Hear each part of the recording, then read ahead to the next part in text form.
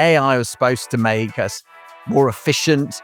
And for many folks, it just feel like it's making their life a lot harder and actually creating more work. One participant said that they've been in marketing for about 20 years, and they said they've never worked as hard as they're working now.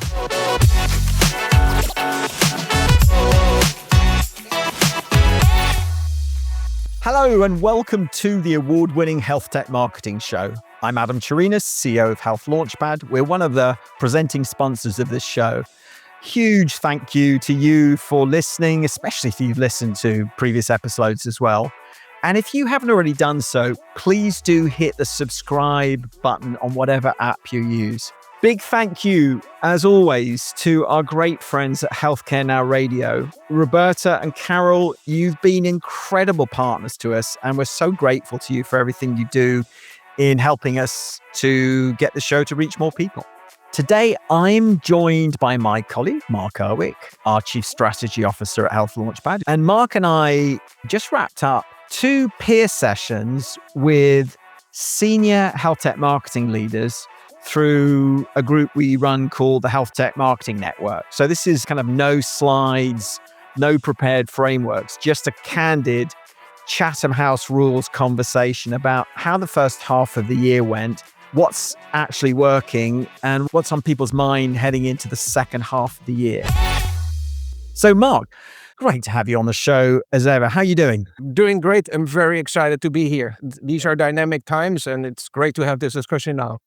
Lot to get into. So I opened both the sessions the same way. So I asked them for one word that describes the first half of the year, and not the boardroom answer, the sort of your kind of genuine amongst friends, one word, and how you thought it went. And what came back ranged from exciting and building to a bit of a roller coaster, analysis paralysis. I know, not one word, but a good expression, all the same thing.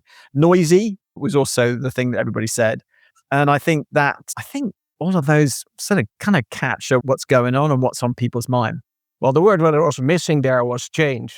And definitely, did we see some of that in the first half year? Yeah, I think that was definitely on people's mind. And, I think the through line was that more was actually accomplished than I think people thought would get done in going into the first half of this year.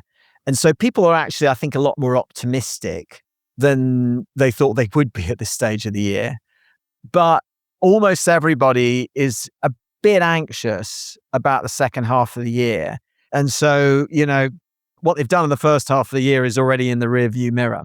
And so most people felt that pipeline goals were generally being met. And, when they look forward, some of things they're concerned about things like the summer slowdowns, sales cycles continuing to lengthen.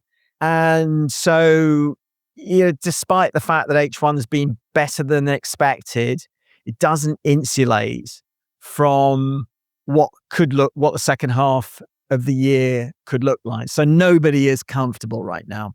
So Mark, well, strategically, what is the pattern and what the conversations that you heard tell you? Yeah, so I think in order to look forward, it's really good to take a moment to reflect. And I'll keep it brief, but I think at the end of last year, we were looking towards really a doom and gloom scenario where CIOs and hospitals said, well, we're going to freeze all investments. We're not going to do anything. And we are talking towards clients and partners, and we say, well, what is happening? And I think we see a lot of positive things that happened. The OBBA rules that were very vague and was not really clear turned into our CMS rules that are clear. Medicaid funds have been released. The Medicaid reimbursement model was much more favorable than people originally thought. And then this 50 billion rural health transformation, which is like a massive amount of money, if you think about that, is awarded towards all states. That's all positive news, right? So let's keep that in the back of our mind as we start thinking, okay, what else is happening and what could actually be driving that? And then I think there is this notion that healthcare buyers are spending less on technology. I don't believe that that's the case. I actually think that there's a lot of shifts happening. There's dollars shifted from capital towards operational, and partly driven by SaaS, partly driven by AI. And there may be other reasons for that. But I think the third reason is the shift out of the data centers. Hospitals are no longer want to have data centers in their buildings. So that is all happening. As a result of that, there has been some negative news on spending. But I don't think that's actually the case. If you look towards the money going out of a hospital in towards technology, that's actually increasing. So what is happening then, you asked, well, what's happening with the buying cycle? And you touched on pipeline being generated. So the interest is still there. And I think in this dynamic world, partly by AI, and not necessarily AI as such, but AI in the solutions out there that are now getting richer and more valuable for the hospitals. So there's a level of eagerness to get it implemented. And as a result of that, the interest is raising. So I think that's what you see. Hey, there's more interest. Now the question is, for our listeners, that interest is great, but how do we actually turn that in towards bookings? Because how do you convert the damn thing? Yeah. Right. So I just want to double click on a couple of things that you said there, which is, the specific headwinds that keep coming up: Medicaid reimbursement uncertainty, post-pandemic ROI scrutiny is still a big issue. There's the ever expanding presence of Epic, God bless them, and their footprint eating into territory that used to belong to point solutions. Right. And so, the combined climate is one of hesitation has become the default for the buyers. But I've got a question. So how much of this do you think is cyclical versus something more structural and fundamental that's going on? I think there is a continuation of reimbursement in healthcare. That's like you touched on Medicaid. That's going to be questionable. Like the United States is still per capita spending the most amount of money on healthcare. And every administration, whatever political preference, will continue to take a look towards that. So on that level, there is continuous and different direction, different options that will be tried for, I think. But getting back towards some of the other elements that you mentioned, Epic providing more solutions, that is no news. Yeah. Like 15 years ago, I was in a similar situation, and part of the solution that we offer got covered by Epic.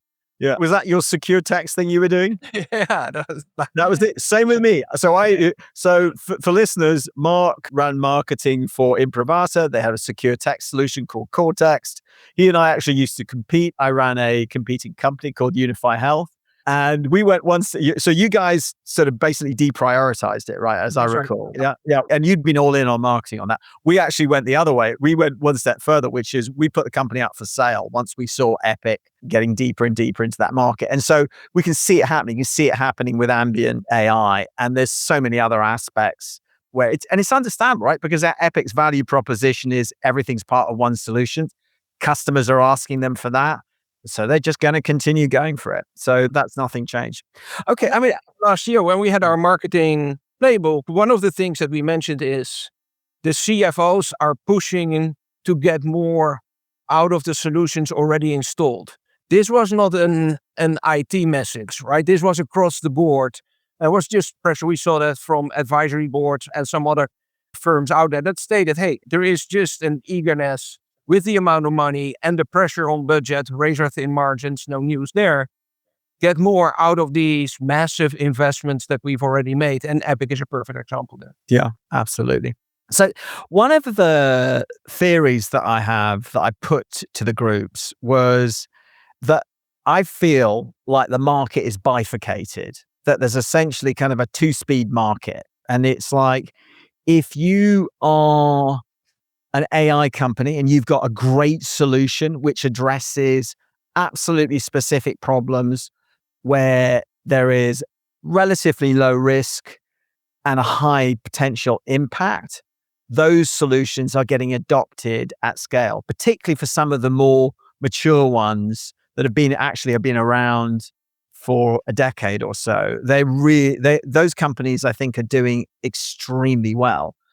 On the other hand, if you're just AI enabled or AI powered or not AI anything, and you're selling something which is, solves a clear value proposition, but doesn't have an AI-ness to it, you're finding things much, much harder. And in fact, if you don't have an absolutely crystal clear value proposition and you can show payback within a very short period of time, you're having a pretty tough time of it. So I'm curious, is like, do you feel that it's the same? Do you feel that that's true, that that's what's going on? I think it's true. And actually, I want to add a third group towards it. So you characterize the AI core, AI powered. And the third group that I want to introduce is those companies that are using AI in their development. So let's take them one by one. The AI powered, I think they very quickly, if not already, lose their differentiating value.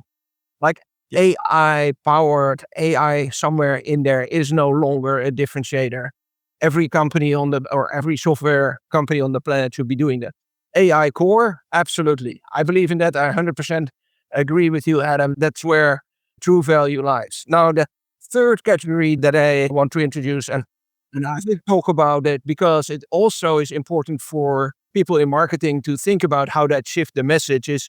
Like, if your development team actively uses AI in their development, the speed of innovation significantly improves. And I think that this is going to be a core part of your message because it can help you to differentiate. It can help you also to be much more helping your customers getting value out of the solutions that they sell, because now you can much faster respond towards those requests that you get from your clients. And I think we don't see that yet in the market, but I think, hey, here's a great opportunity to help that message getting out there. That's so interesting. I hadn't thought about that. So it's maybe bifurcated now and trifurcated later. I don't know if trifurcated is a word, but anyway. And on the subjects of moving from 2 to 3, this is a very nice little elegant segue here.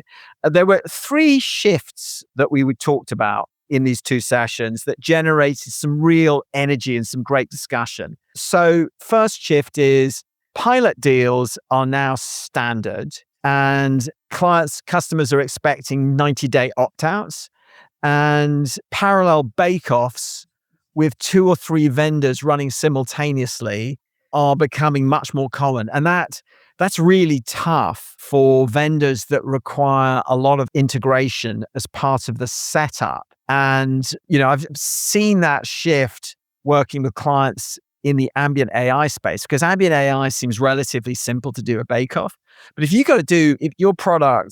one of the advantages of your product is when it's tightly integrated with the EHR, you get 10x the value. That's really hard to do in a short time frame. And a couple of the marketers mentioned that. The second thing is the C-suite is increasingly overriding already approved decisions. So CFOs are stepping in late, pointing to an existing vendor that covers, maybe it's only 50 to 60% of what's actually being purchased, and saying, no, we're going to stick with what we've got. And there were several people who said, yeah, we're seeing this increasingly. So it's really tough. There are deals that look like they're about to cross the finish line and then getting killed right at the end. And then the third is the buying committee expands mid-process. And we kind of see that. Actually, it's sort of interesting working with clients doing ABM. You can sort of see that engagement and the number of people who are engaging much later in the deal suddenly increase dramatically because new stakeholders are coming in late, maybe with new objections, and it's compounding that override problem. So deals are getting killed, deals are stretching out. It's really tough for the salespeople. So, Mark, champion enablement feels like something really important here. What do teams need to be thinking about to give the champion more power to push on through and get the deal over the line?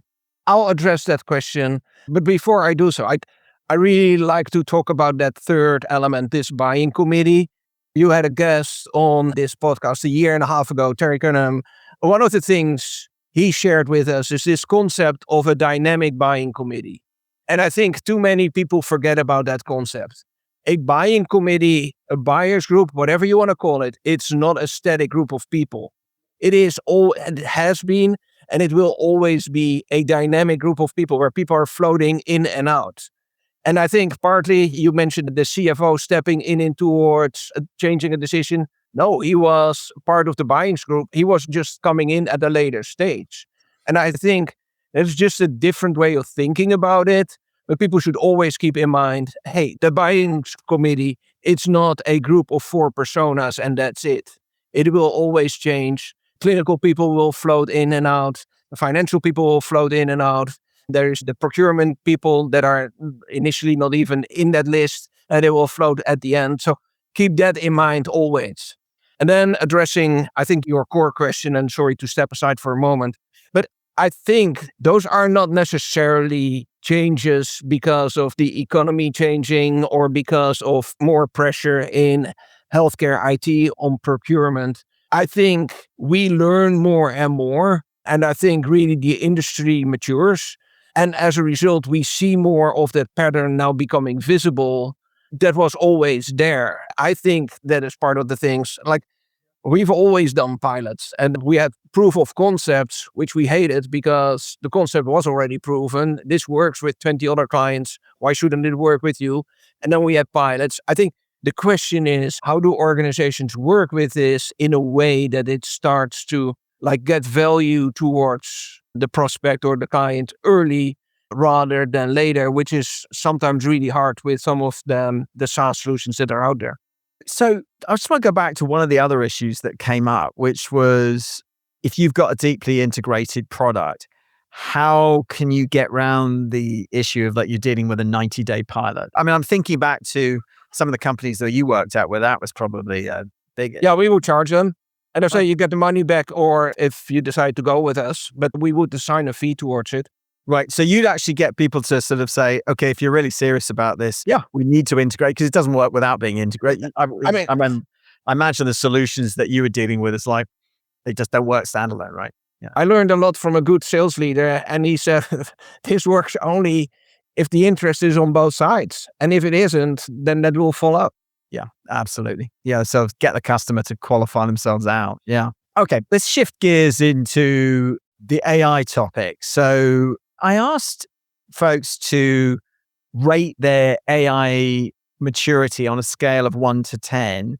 And, most people were kind of in that 3 to 7 range. So some people were sort of, heavily 3. Some people were saying we've made progress. And so on average, people were kind of like a 4 to a 5. And so they've gotten past curiosity and they're investing meaningfully, certainly from a time standpoint, but almost none. I don't think actually any of them felt that they were sort of fully integrated AI into their workflows. The standard example was one team moved MQL2 opportunity conversion from 10% to 17% in a single quarter by using an AI-driven lead scoring and sales intelligence system that they developed.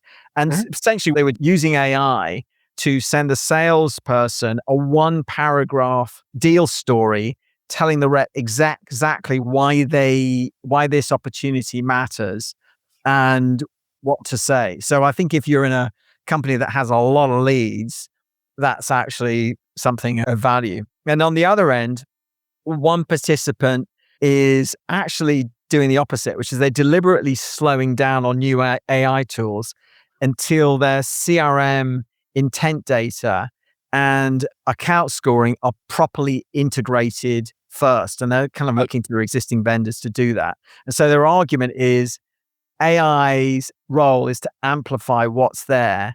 And if the foundation is fragmented, AI just makes the fragmentation just even worse. So I'm curious, you are so immersed in what we're doing from an AI standpoint. What do you think about what these guys were saying?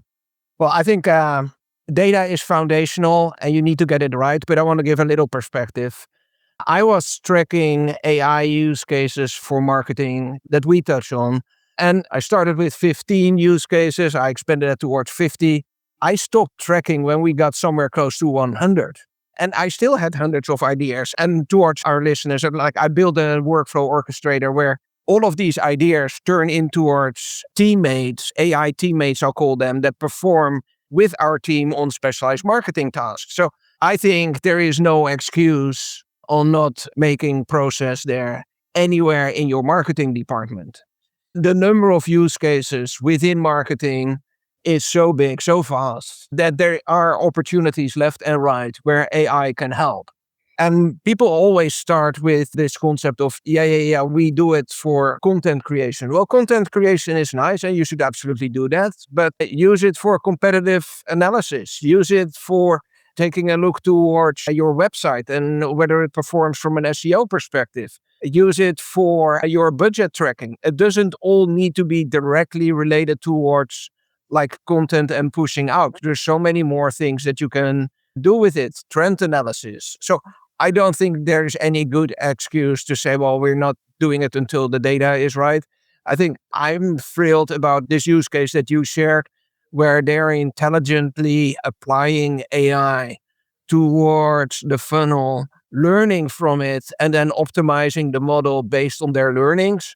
I think that's a brilliant idea. And I think that truly shows the value that AI can offer in our market. And guys, but anybody who is in marketing and has access towards AI now should be thrilled. Like, this was never possible. Now you can do things that were impossible previously. So it's interesting you say that, because there's a bit of a paradox actually, and one person brought this up, which is it's kind of the volume paradox, which is AI was supposed to make us more efficient, and for many folks, it just feel like it's making their life a lot harder and actually creating more work. One participant said that they've been in marketing for about 20 years, and they said they've never worked as hard as they're working now. Does that surprise you? No, it does not. And I think AI in a way can sometimes become addictive, right? If you now have the power to fully understand the messaging changes of your competitors, like you have 4 competitors and you track the changes in their messages and you start to put a framework around that and you have insight in towards that, now you can start thinking about, oh, how do I build a campaign? So because of all of this knowledge that comes to you, you get empowered to do much smarter things, much better things than were ever possible in marketing. So it makes total sense and really exciting. Hey, I just want to chime in with something that I've been thinking about here, which is a lot of what Mark and I have been talking about today, the shifts in buying behavior, the role of AI, what's actually working right now. It all connects back to one fundamental question, which is, what does your GTM strategy actually need to look like right now to drive pipeline in this market? And that's exactly what we help health tech companies figure out at Health Launchpad, because our mission is to be the pipeline growth company for B2B healthcare. And if you're heading into H2 and you're thinking, hey, you know what? I wouldn't mind getting a fresh perspective on this. I'd love to have a chat with you. Nothing for sale here. Honestly, I promise you that. I'm just happy to have a conversation about this. And if you go down to the bottom of the show notes, you'll find a link to book a call with me. I hope you take me up on it. Now, back to the show. Despite everything we've covered, both sessions ended with genuine energy. And I think one of the things that got people really excited was to talk about things that are actually really working right now.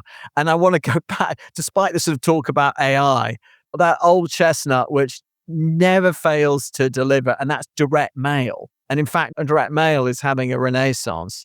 And why is that? And it's kind of obvious, right? So healthcare, health systems, IT environments are blocking emails. And so physical packages actually landing on a CIO's desk are becoming the highest signal channel available to some of the teams. And it's not nostalgia, it's just pragmatic response to that real deliverability issue. Yeah, true. I don't think for me, I ever doubted the value of direct mail. I've always used it, and sometimes more than others. I can clearly see that. But I think about 5 years ago, there was this influx of giving companies. I don't know if you're familiar with it, but they would send a package towards you and they would pick up on certain criteria. So actually they would go in towards LinkedIn, check your profile, and based on your profile, they would send an appropriate package. So they would go towards my profile. They see based on messages on either Facebook or Twitter that I'm a big skier. So they find a skiing concept and they reflect that in the gift that they send to me. That is the way to do direct mail. I think the concept of producing something in mass quantities is somewhat less, because you still have this issue of like, okay, how do you really connect towards your audience? And I think direct mail is one thing, but like there's more innovation possible, right? Like television is now so many channels, like we can get in towards just in the hospitals themselves with messaging. Man, is that changing the world? Exactly. Getting people in elevators. And in fact, Yeah. that actually brings me on to the second topic, which is different ways of building brand awareness. So the B word, is often a bit of a dirty word, but actually, there's sort of notion of using things like out of home and connected TV. So multiple participants described doing their first ever brand awareness campaigns, not lead generation, brand. And they were doing things like out of home, tied to major EHR user group events, using connected TV, including one company that's actually just create some really funny vignettes in a traditionally dry category, which happened to be sort of data archiving. And then one company in the preventive health space is running full omni-channel CTV, connected TV, programmatic, streaming audio, and podcasts to compete against better funded brands. So it's kind of cool. It's like, that's something I would not have expected. Yeah, I think having the right mix here is critical. Like brand is always important. And particularly, we touched on that a little bit at the beginning, but I want to go back to that for a moment. Like this change in buying behavior where AI is now starting to have more of an impact, but also this concept where people have in mind a certain brand before they even start doing research. So it's always important to have your brand top of mind and have that connected towards the solution. I think those are the specifics really around how do you leverage and how do you build a campaign. You cannot just have direct response demand gen campaigns and always expect people to deliver results. I think a brand is one other component. And then the other component, which like in healthcare specifically, the world that we live in, like you need to make sure that all of your clients are your brand ambassadors. Like if your clients are not happy, fix that first before you spend a penny in brand awareness, because they will be your biggest brand ambassadors. With CIOs being so strongly connected in our industry, I think you have no other choice. So the next change in the playbook has been something that's been evolving over the last few years, and it's the shift in events and experiential marketing towards a focus on communities and relationship building within those communities. So one of the biggest challenges is that buyers talk to each other before they'll talk to any vendors. And so the way that marketers are adapting to that is to try and get embedded within those communities. And so I thought there was really interesting conversations about sort of communities like Project 229, Health Impact, the stuff that Mike Mosquito's doing through the Buzz podcast, and then the newly emerging things like Elion Health. There's a lot of communities like that are becoming increasingly important. Now, the last topic I want to talk about is something which is near and dear to our heart, which is LLM optimization. So a lot of the folks in the meeting said that they'd restructured their content for AI discovery. And the ones that had done it in 2025 were already seeing a measurable impact in inbound results. And one framing from the sessions, which is there's a dark funnel arms race. And so the competitive advantage isn't content production, it's signal capture. It's first and third party intent filtered and then translated into content that the LLMs pick up and get in front of the buyers. I think I somewhat disagree with that statement there. The competitive advantage, if you don't have good content, is definitely content production, and particularly unique content. If you don't have unique content, if you don't have opinions, if you don't have content about your clients, that signal capture will never happen. That signal will only happen when you have a good story to tell, whether that comes from your chief medical officer, from one of your clients, or from your head of development. That doesn't matter. But you need to stand out versus your competitors. So when a question is being asked towards the LLMs, they know that you have a unique position. And sometimes I see people, they call it reusing content, put it in a different format, redesign it. That doesn't help in this world of LLM optimization anymore. It really needs to stand out in terms of uniqueness and in terms of perspective. And whether that is from a technical perspective or whether that is from a customer perspective, it doesn't matter. But it can't be the same as your competitors are saying also, because that doesn't raise towards that level. And then that signal will not be there. Thank you. Looking across all 5 of these changes to the playbook, there's direct mail, brand at scale, community-led marketing, LLM optimization. Are there any threads that tie all this together from your perspective? I was thinking about there's so many changes that are happening in society and the way that people respond towards impulses. Is that driving all of this, or is this just a combination of different things coming together, like the enormous rise of AI, people trying to connect with other people? And I'm not sure how to answer this question in the right way, Adam. I think for everyone personally, there is a different opinion here, but there are some things that stick out. Like, absolutely, LLM optimization needs to be one of your priorities. Building your community, and again, needs to focus and needs to start with your clients first. Find the people within your customer base that are happy and most excited to talk about your solution first, and build a community around them. Don't start on yes, I do like these initiatives that are out there from some ex-CIOs that are now building communities. But in the end, that's fairly transparent, right? Every CIO will know that if they get a call from someone, that there is more behind it. So do it organically. I think that it's going to be the most powerful thing you can do in this market. Find your strongest advocate and have him go towards speaking opportunities, look towards having a dinner in his hospital, close towards his hospital with his friends, and use that as a way to expand your market, rather than some of the always traditional marketing vehicles that we've been using. As you were talking, I was sort of thinking back to, we've been running this community now for 4 years. And it sort of felt in the last couple of years like the conversations were getting quite repetitive.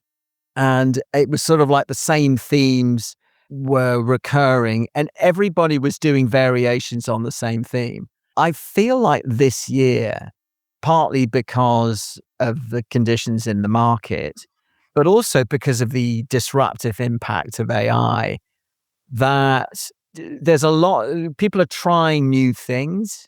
And I felt like there was a greater sense of differentiation across the different companies in the way that they market. Like, for example, I know 3 companies, I won't name them, but 3 companies that are direct competitors, because of we work with one of them and we hear from the marketing leaders from the 2 other companies about how the way that they're marketing. And all 3 of them are doing not completely different things, but doing quite a lot of different things in the way that they are trying to engage the customers. So I do think that there's that's going on. So I want to wrap this up, but Mark, I want to ask you, before we go, one thing you'd want every health tech marketer listening to this to take away from today.